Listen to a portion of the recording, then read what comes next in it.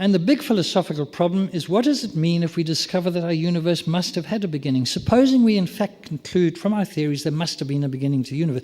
How did that happen? What led to it? How do we handle the idea of the creation of the universe? Well, the basic way that you can do that is to assume something in some sense pre-existed, because you have to have something out of which to create something. There's something called the Kalam cosmological argument that begins by saying that everything that has a beginning has a cause. And therefore, it says the universe has a beginning, and it then says the universe has a beginning, therefore the universe must be caused. But the response to this is, maybe not. I don't even need to say, no, it's not true that everything that has a beginning has a cause. All I need to be able to say is, maybe there are things that happen without causes. It then becomes an empirical claim that I need to go out and judge, just like I judge every other scientific theory, just like conservation of energy. The physicist Paul Davies raises the inevitable question: what caused the Big Bang? One might consider some supernatural force, some agency beyond space and time as being responsible for the Big Bang. Or one might prefer to regard the Big Bang as an event without a cause. It seems to me that we don't have too much choice. Either something outside the physical world or an event without a cause. Now, it might seem metaphysically absurd that the universe should come into being without a cause, and that therefore a supernatural agency is the preferred explanation. But some contemporary scientists have contended that quantum physics can explain the origin of the universe from nothing. Unfortunately, some of these scientists have an outrageously naive grasp of language. The word nothing is a term of universal negation. It means not anything. So, for example, if I say, I had nothing for lunch today, I mean I did not have anything for lunch today. If you read an account of World War II in which it says, nothing stopped the German advance from sweeping across Belgium, it means that the German advance was not stopped by anything. If a theologian tells you that God created the universe out of nothing, he means that God's creation of the universe was not out of anything. The word nothing, to repeat, is simply a term of universal negation, meaning not anything. There is a whole series of words in the English language which are words of universal negation. Nobody means not anybody. None means not one. Nowhere means not anywhere. No place means not in any place. Now, because the word nothing is grammatically a pronoun, we can use it as the subject or direct object of a sentence. By taking these words not as terms of universal negation, but as words referring to something, we can generate all sorts of funny situations. If you say, I saw nobody in the hall, the wiseacre replies, yeah, he's been hanging around there a lot lately. If you say, I had nothing for lunch today, he says, really? How did it taste? These sorts of puns are as old as literature itself. In Homer's Odyssey, Odysseus introduces himself to the Cyclops as no man or nobody. One night, Odysseus puts out the Cyclops' eye. His fellow Cyclopses hear him screaming and yell to him, "What's the matter with you, making so much noise that we can't sleep?" The Cyclops answers, "Nobody is killing me! Nobody is killing me!" They reply, "If nobody is attacking you, then you must be sick and there's nothing we can do about it." In Euripides' version of the story, he composes a very funny dialogue. The Cyclopses say, "Why are you crying out, Cyclops? Nobody has undone me." Then there is nobody hurting you after all. Nobody is blinding me. Then you're not blind. As blind as you, how could nobody have made you blind? You are mocking me. But where is this nobody? Nowhere, Cyclops. The use of these words of universal negation, like nothing, nobody, and no one, as substantive words referring to something is a joke. Now, how astonishing then is it to find some physicists whose mother tongue is English using these terms precisely as substantive terms of reference. For example, the physicist Lawrence Krauss has told us with a straight face, there are a variety of forms of nothing, and they all have physical definitions. The laws of quantum mechanics tell us that nothing is unstable. 70% of the dominant stuff in the universe is nothing. There's nothing there, but it has energy. Nothing weighs something. Nothing is almost everything. All of these claims take the word nothing to be a substantive term referring to something. For example, the quantum vacuum or quantum fields. These are physical realities and therefore clearly something. To call these realities nothing is at best misleading, guaranteed to confuse lay people, and at worst, a deliberate misrepresentation of science. Such statements do not even begin to address, much less answer, the question of why the universe exists rather than nothing. In his review of Krauss's book, A Universe from Nothing, David Albert, an eminent philosopher of quantum physics, explains with regard to Krauss's first kind of nothing, vacuum states are particular arrangements of elementary physical stuff. The fact that some arrangements of fields happen to correspond to the existence of particles and some don't is not a whit more mysterious than the fact that some of the possible arrangements of my fingers happen to correspond to the existence of a fist, and some don't. And the fact that particles can pop in and out of existence over time as those fields rearrange themselves is not a whit more mysterious than the fact that fists can pop in and out of existence over time as my fingers rearrange themselves. And none of these poppings amount to anything even remotely in the neighborhood of a creation from nothing. Albert concludes, Krauss is dead wrong, and his religious and philosophical critics are absolutely right. So the nothing, which he assumes is in fact the entire apparatus of quantum field theory, which is not nothing by any stretch of imagination. But let's go back. As I say, most of these claims are based on the idea the whole structure of quantum field theory is taken for granted and is assumed to lead to the creation of the universe. So where did quantum physics exist before the universe came into existence? Okay, that's the big question which is unanswered in these books. The Grand Design by Stephen Hawking and Leonard Mlodinow, and The Universe from Nothing by Lawrence Krauss.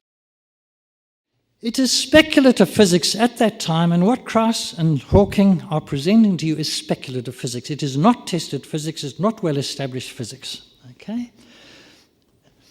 A great deal of what Krauss talks about is not tested, well-established physics. The stuff about creation of the universe is not testable even in principle. not only is this not well tested, these theories, but these theories can't do what Krauss is claiming. Physics cannot deal with the kind of questions to which Krauss is applying it. Theories like Hawking and Blottenlow somehow assume that the laws of physics existed before the universe existed. They deny that, but that's actually what they are assuming. So where did the laws exist, and what way did they exist before the universe came into being? That's one of the crucial questions which somehow they don't really tackle. In 2003, Arvind Borde, Alan Guth, and Alexander Vilenkin were able to show that any universe, which is on average in a state of cosmic expansion throughout its history, cannot be infinite in the past, but must have a beginning.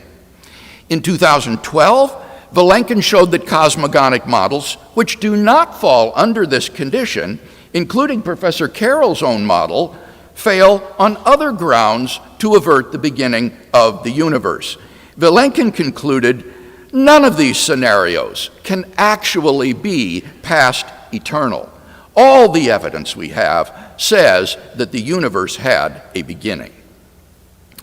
The Borde-Guth-Vilenkin theorem proves that classical spacetime under a single, very general condition cannot be extended to past infinity, but must reach a boundary at some time in the finite past. Now, either there was something on the other side of that boundary or not. If not, then that boundary is the beginning of the universe. If there was something on the other side, then it will be a non-classical region, described by the yet-to-be-discovered theory of quantum gravity.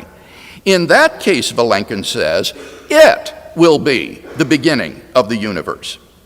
Think about it. If there is such a non-classical region, then it is not past eternal in the classical sense, but neither can it exist literally timelessly, akin to the way in which philosophers consider abstract objects to be timeless, or theologians take God to be timeless.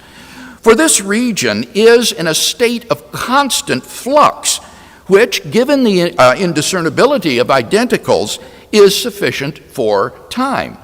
So even if time as defined in classical physics does not exist at such an era, some sort of time would. But if the quantum gravity era is temporal, it cannot be extended infinitely in time. For such a quantum state is not stable, and so would either produce the universe from eternity past or not at all. Physicist Peter Bussey writes, "A quiescent, asymptotic state may in fact be unstable, either as a consequence of general relativity or through quantum effects, and it may just collapse without giving rise to a universe. The other possibility is that it may indeed turn into something, such as an expanding universe, but with a finite probability per unit interval of time. In either case, an infinite time interval with nothing happening has zero probability. In an infinite time span, something will certainly happen, if it can, if it has any probability at all, and it would have happened long before our universe could come along, preempting our universe from happening. It appears that all the seriously proposed models of this type fail in one of these ways. In any infinitely old system, if there are any degenerative or instability-generating processes, they would have operated by now, but we see that our own universe exists in a healthy state." As Anthony Aguirre and John Kihayas argue, it is very difficult to devise a system, especially a quantum one, that does nothing forever, then evolves. A truly stationary or periodic quantum state, which would last forever, would never evolve, whereas one with any instability will not endure for an indefinite time. Hence, the quantum gravity era would itself have to have had a beginning in order to explain why it transitioned just some 13 billion years ago into classical time and space.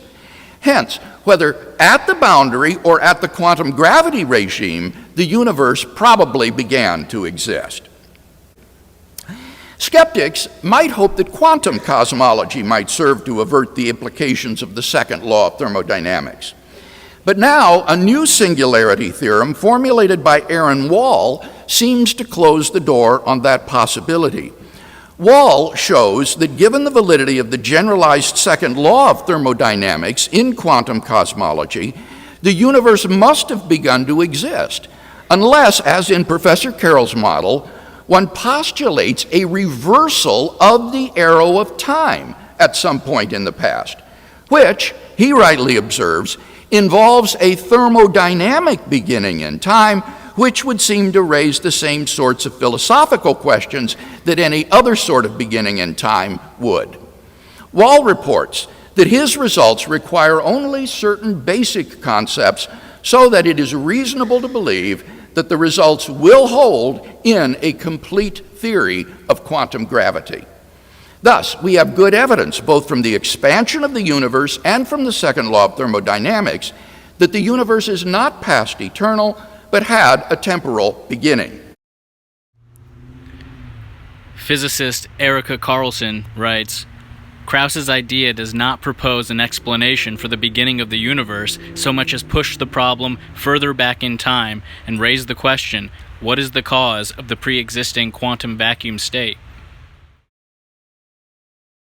And the question is, what should we think of this? Now, there's a very, very interesting book review of Krauss's book by David Albert, who's professor of philosophy at Columbia University and an author of Quantum Mechanics and Experience. David Albert says as follows, where are the laws of quantum mechanics themselves supposed to have come from? Krauss is more or less upfront, as it turns out, about not having a clue about that. He acknowledges, albeit in parentheses and just a few pages before the end of the book, that everything he's been talking about simply takes the basic principles of quantum mechanics for granted. I have no idea if this notion can be usefully disposed with, he writes, and at least I don't know any productive work in this regard. The cosmologist Alexander Vilenkin has a different proposal as to how the universe could come into being from literally nothing. In response to the claim of a supernatural agency, Vilenkin says, regarding the Borde-Guth-Vilenkin theorem and its relation to God, I think the theorem implies the existence of a rather special state at the past boundary of classical spacetime. Some mechanism is required to impose this state. Craig wants this mechanism to be God, but I think quantum cosmology would do just as well. Just what does Vilenkin have in mind here? Well, in his article in the online magazine Inference, he explains, modern physics can describe the emergence of the universe as a physical process that does not require a cause. Nothing can be created from nothing, says Lucretius, if only because the conservation of energy makes it impossible to create nothing from nothing. And I think that's a misprint here. I think Vilenkin meant to say that the conservation laws make it impossible to create something from nothing.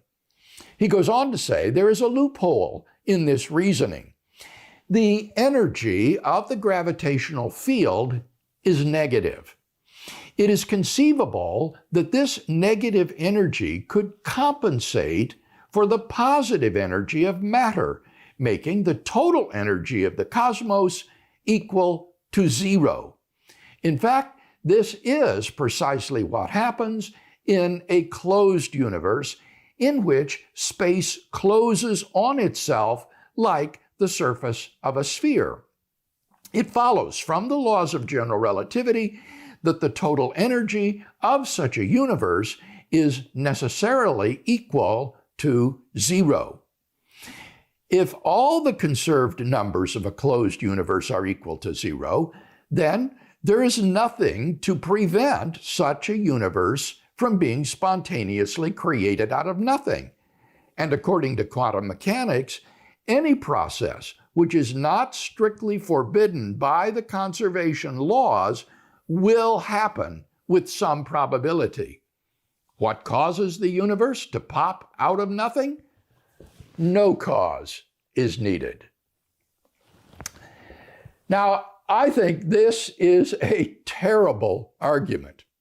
Let's grant the supposition that the positive energy associated with matter is exactly counterbalanced by the negative energy associated with gravity, so that on balance, the total energy of the universe is zero. The key move comes with the claim that in such a case, there is nothing to prevent such a universe from being spontaneously created out of nothing. Now, this claim is a triviality. Necessarily, if there is nothing, then there is nothing to prevent the universe from coming into being. By the same token, if there is nothing, then there is nothing to permit the universe to come into being. If there were anything to prevent or permit the universe's coming into being, then there would be something, not nothing. If there is nothing, then there is nothing, period. The absence of anything to prevent the universe's coming into being does not imply the metaphysical possibility of the universe's coming into being from nothing. Vilenkin, however, infers that no cause is needed for the universe's coming into being because the conservation laws would not prevent it. And according to quantum mechanics, any process which is not strictly forbidden by the conservation laws will happen.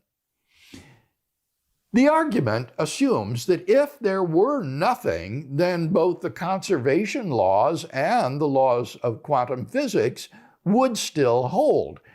But this is far from obvious, since in the absence of anything at all, it's not clear that the laws governing our universe would hold.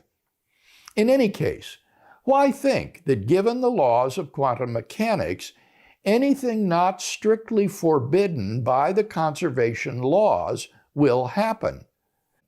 It is logically absurd to think that because something is not forbidden by the conservation laws, it will therefore happen. Finally, Vilenkin's inference that because the positive and negative energy in the universe sum to zero, therefore no cause of the universe's coming into being is needed, is hard to take seriously. This is like saying that if your debts exactly balance your assets, then there need be no cause of your financial condition.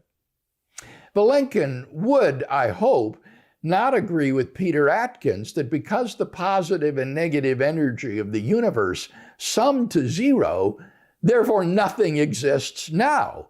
And so nothing did indeed come from nothing.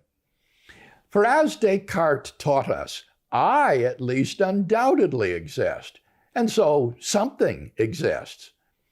Christopher Isham, Great Britain's premier quantum cosmologist, rightly points out that there still needs to be what he calls ontic seeding to create the positive and negative energy in the first place, even if on balance their sum is naught. Even if one were to concede the absence of a material cause of the universe, the need of an efficient cause is patent. Dr. Craig, I'd like to understand whether the Kalam argument, because I'm struggling with this. You're stating that the universe has a beginning, and then you invoke cause and effect, but cause and effect is a temporal concept. So if there's no time... Is a what? Is a temporal concept. It makes sense if time exists. But before the universe, there's no time. And considerably, why would you need a cause when the concept of cause and effect does not make really any sense? Now, when you say that cause and effect are temporal concepts, what do you mean by that? Well, that you have the cause has always to precede or be instantaneous with an effect. So yeah, I don't think if there's that's no true. time, I don't think that's at all true. And don't you think that causes and effects can be simultaneous? And if they are, then God and the universe come into being at the same time, and then why would you need God to explain the birth of the universe, because they're born at the same time? You are willing to grant that causes and their effects can be simultaneous, right? Sure. Okay, yes, I think that's evident. So what I would say is that God's creation of the universe is simultaneous with the universe coming into being. And what could be more obvious than that when you think about it? When else would it come into being that at the moment that God created it? I don't think that God existed before the universe in a temporal sense. God is not chronologically prior to the universe, but I would say he's causally prior to the universe.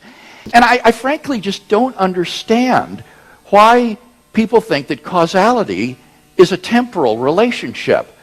For example, philosophers talk all the time about cases of simultaneous causation, where the cause and effect occur at the same moment of time.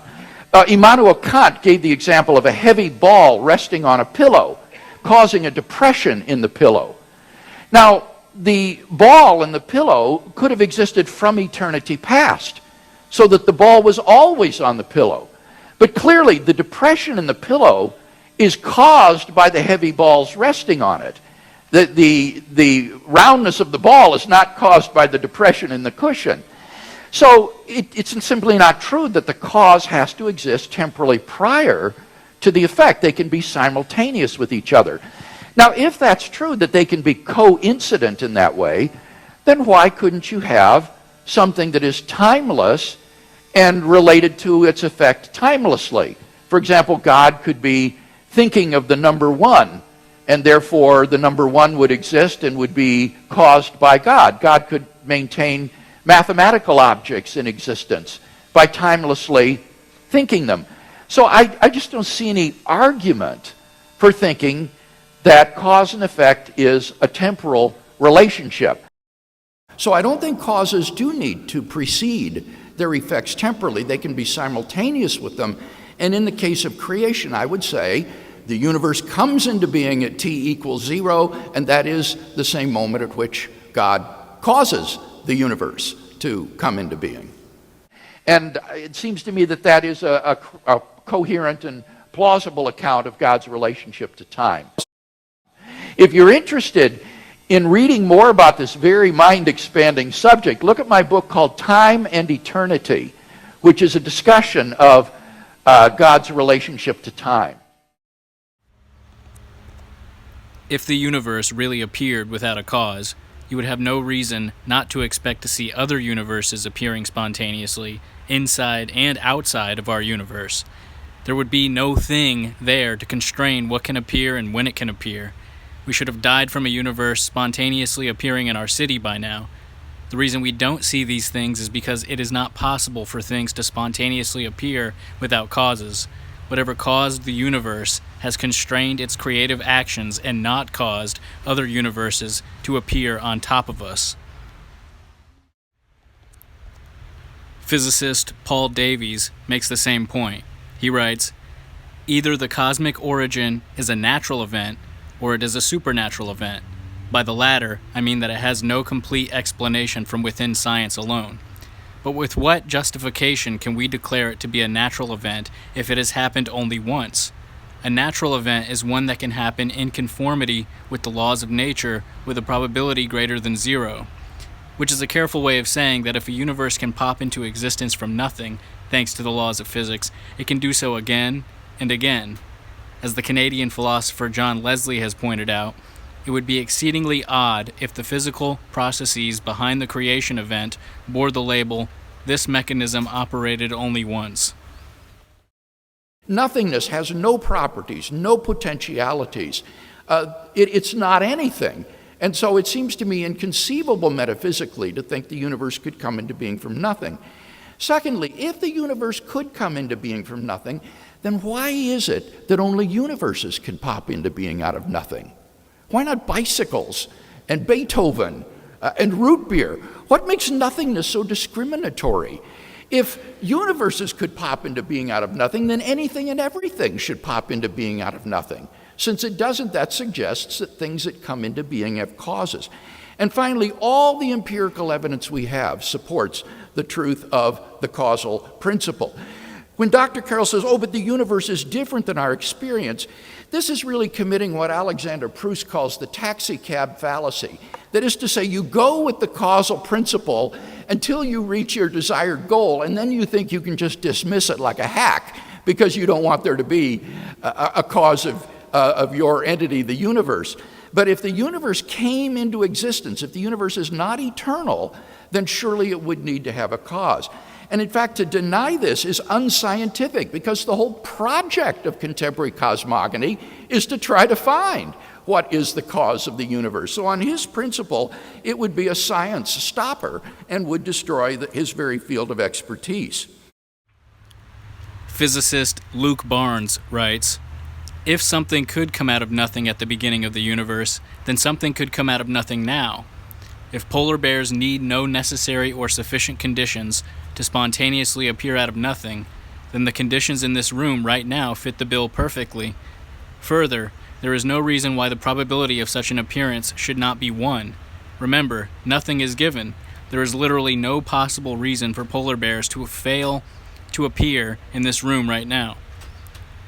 We can then make the following prediction. If a universe with zero energy can appear out of nothing, then polar bears should be appearing out of nothing in this room right now. I would call this a clear case of reductio ad absurdum. All this to say, if something can come out of nothing, then anything and everything can and should come out of nothing at all times and places. This, then, is the empirical evidence we would need in order to believe that the universe could come out of nothing." Peter Bussey is a physicist who specializes in the search for the Higgs boson, the so-called God particle.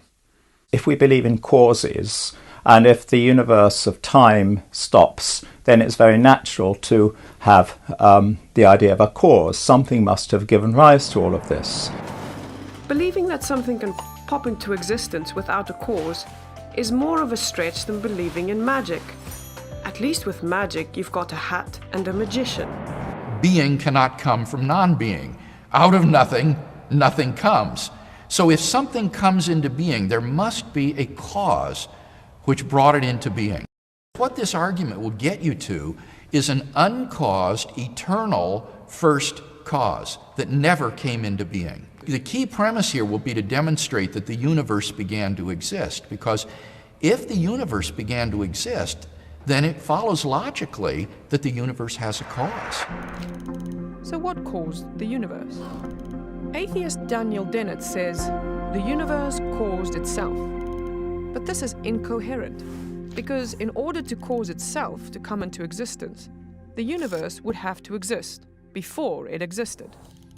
The cause of the universe must therefore be outside of the universe, spaceless, timeless, immaterial, and enormously powerful. Much like God.